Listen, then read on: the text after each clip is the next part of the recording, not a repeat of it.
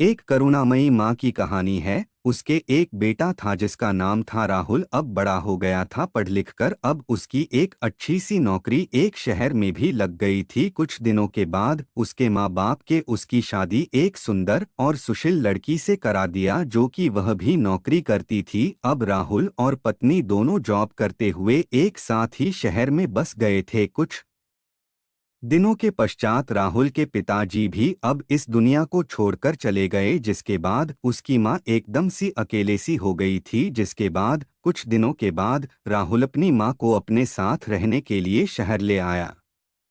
जिसके बाद शहर में आकर राहुल की माँ खुद को एकदम अकेले पाती थी। इस तरह उन्हें भी अच्छा नहीं लगता था, लेकिन एक माँ अपने बेटे की हमेशा खुशी ही चाहती है, सो धीरे धीरे वह शहर में रहना भी सीख गई थी। लेकिन राहुल और उसकी पत्नी हमेशा अपनी माँ को समझाते रहते थे कि ऐसा मत करो, ये मत करो।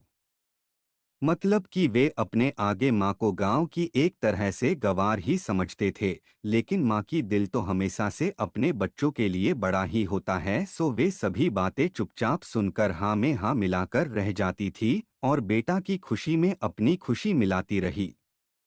एक दिन की बात है, सुबह राहुल की पत्नी को ऑफिस जल्दी जाना था, सो वह सब कुछ जल्दी से तैयार करके राहुल का खाना पैक करके ऑफिस चली गई।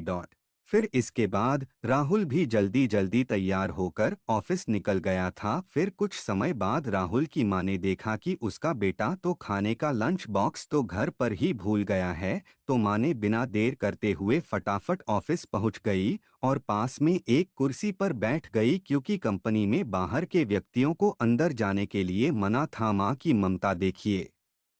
सो फिर बेटे को दिक्कत ना हो इसलिए फोन न करके मैसेज किया। लेकिन राहुल अपने काम में बिजी था, सो माँ के मैसेज पर ज्यादा ध्यान ना दिया।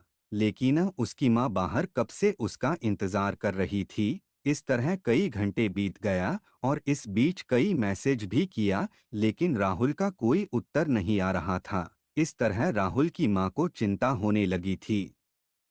लेकिन राहुल अपनी माँ के कई मैसेज आने के बाद वह अंदर ही अंदर खूब गुस्सा होने लगा था। आज तो उसने तय कर लिया था कि आज घर जाकर माँ को खूब अच्छे तरह से समझा देगा कि यह उसका गांव नहीं है, जो कुछ भी मनमानी करती रहेगी। और इस तरह शाम हो गया। अब राहुल घर जाने के लिए कंपनी के बाहर निकला तो देखा तो उसकी माँ तो यही खड़ी है, जिसे देखकर उसका गुस्सा अब सातवें आसमान पर था और बिना कुछ पूछे ही अपनी माँ को डांट फटकारने लगा कि पहले तब घर में खाली बैठे बैठे मैसेज से परेशान करती रहती है और अब तो उसके कंपनी में भी आ गई है। आखिर उनका यह गांव नहीं है जो मनमानी करती रहेगी। यह सुनकर राहुल की मां ने खाने का टिफिन राहुल की ओर आगे बढ़ा दिया, जिसे देखकर राहुल को अब समझते हुए देर ना लगी कि वह अपना खाना भूल गया था, जिसे मां ने उसे देने के लिए यहाँ आई थी। इसके बाद राहुल की मां बोली, बेटा भले ही तुम बड़े हो गए हो, बड़े शहर में रहने लगे हो, भले ही अच्छे बुरे की ज्यादा समझ आ गई हो, लेकिन मेरे लिए आज भी मेरे कलेजे का टुकड़ा ही हो, जिसे मैंने बचपन से लेकर आज तक पालते हुए आ रही हूँ। राहुल को अब आंखें खुल चुकी थी कि आखिर उसकी मां ने उसे लंच बॉक्स देने के लिए आई थी, जिसे वह बिना सोचे समझे अपनी माँ को ही डांटे जा रहा था। अब वह अपने किए हुए पर बहुत पछतावा हो रहा था, जिसे देखकर माँ ने उसे एक बार फिर से अपने गले लगा लिया। और इस तरह राहुल अब आगे से खुद को माँ के लिए बदल लिया था। अब उनकी पहले से ज्यादा अच्छे से देखभाल करने लगा था, जिसके बाद माँ को अब शहर भी अच्छा लगने लगा था, क्योंकि अब उसका बेटा फिर से उसे मिल गया था।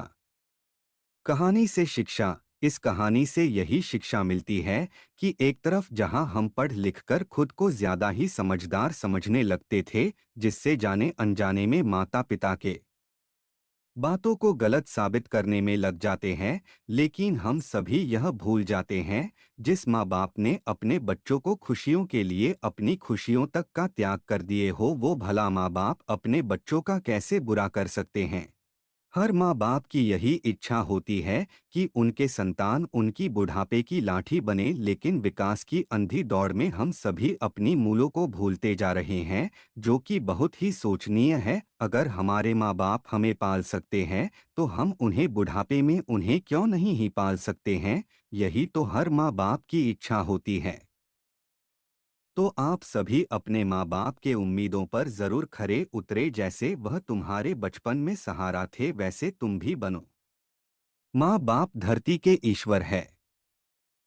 माता पिता को परमात्मा समझो। आप सबको यह पोस्ट माँ की ममता की कहानी कैसा लगा कमेंट में जरूर बताएं और इसे शेयर भी जरूर करें।